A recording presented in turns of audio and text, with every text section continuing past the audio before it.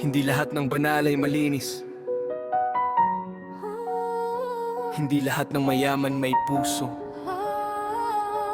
Sila raw ang tama, sila raw ang ilaw, pero sa dilim ng gawa nila puro kabulukan ang sigaw. Galit sa kasinungalingan pero sila'y mapagbalat kayo. Galit sa imoralidad pero lihim na may apoy. Galit sa pagtataksil pero sila'y may ibang kahati. Galit sa katiwalian pero bulsa nila'y puno ng parte. Mapanghusga sa kapwa tila hukom ng may kapal. Akala mo'y walang dungis pero budi marupok at hungkag. Ayaw sa kasamaan, ayaw sa kahalayan, pero lihim ang pagnanasay umaalpas sa isipan. Mahilig manlait, mahilig manumbat, ngunit sariling pagkukulang ay ayaw harapin at aminin kahit kaunti man lang. Banal sa harap ng tao, banal lang pananalita, pero sa likod ng entablado ibang mukha ang nakikita. Sila raw ang relihiyoso, sila raw ang matuwid, pero ang puso'y bato sa awa ay salat at tigang ang dibdib.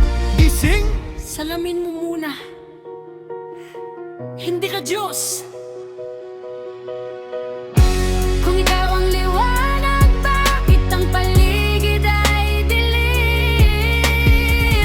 Kung ikaw ang matuwid, bakit buti mo'y pipi at kimkim? Huwag mong itaas ang kamay kung marumi ang palad. Unahin mong linisin ang sarili mong kalat.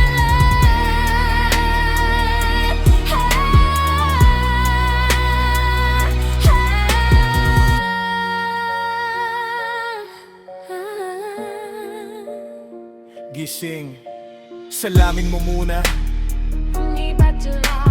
Hindi ka Diyos. Hindi ka Diyos.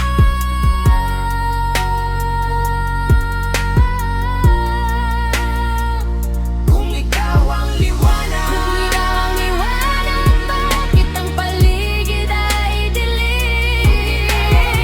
Kung ikaw ang matatuwid, bakit puti mo'y pipi at kimkim? Huwag mong itaas ang kamay kung marumi ang palad. Unahin mong linisin ang sarili mong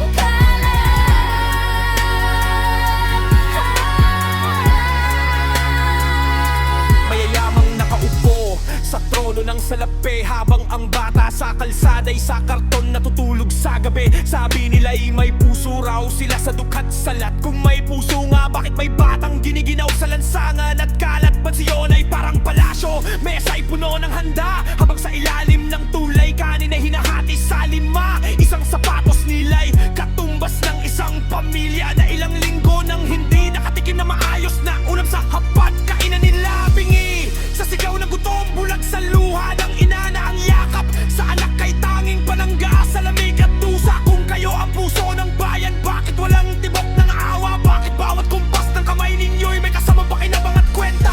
Hindi kayamanan ng sukatan ng dangal kung ang yaman ay itinayo sa pawis ng maralit at hamak. Hindi sapat ang limos kung sistema'y bulok, habang ang nasa ibaba'y tuluyang lumulubog.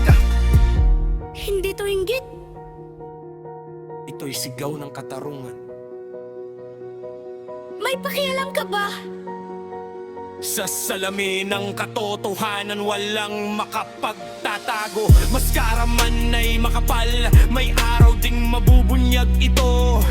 Hindi sapat ang salita, hindi sapat ang dasal kung ang gawa'y kabaligtaran ng sinasambit na aral. Simulan sa sarili bago manghusga ng iba. Ang tunay na pagbabago'y nagsisimula sa budhi at gawa. Kung ikaw